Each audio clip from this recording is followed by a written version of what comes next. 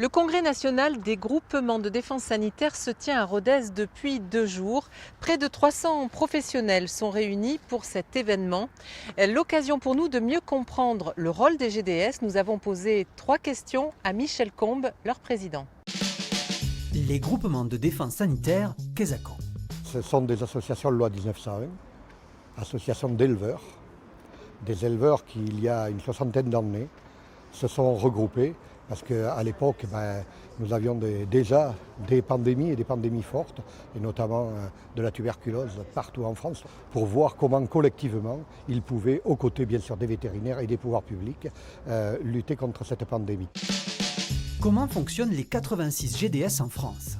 Le meilleur sentinelle, c'est l'éleveur. C'est-à-dire c'est lui qui est le plus apte à surveiller son cheptel. Il est tous les jours au contact de ses animaux. Donc en étant le relais du groupement de défense sanitaire, l'éleveur peut alerter tout de suite à travers son vétérinaire, à travers son groupement de défense sanitaire. Aujourd'hui, on met en place carrément des plans de lutte, tout ça que nous réfléchissons nous-mêmes avec les vétérinaires. Quel regard portez-vous sur la crise sanitaire actuelle? C'est vraiment la sonnette d'alarme qu'on tire aujourd'hui à travers ce congrès en disant de grâce, écoutez-nous, nous ne souhaitons pas faire à votre place, nous ne sommes pas des médecins, nous ne sommes pas des scientifiques, nous avons une expérience, 60 années d'expérience, on a réglé le problème d'un grand nombre de pandémies chez l'animal.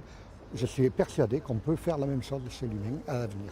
Et pouvoir anticiper, quand on parle de surveillance, de prévention et de lutte, il va falloir faire la même chose chez l'homme. Surveillance, prévention et lutte. Si on surveille correctement, on pourra prévenir. Et ça coûtera toujours bien moins cher quand on prévient que de guérir après coup.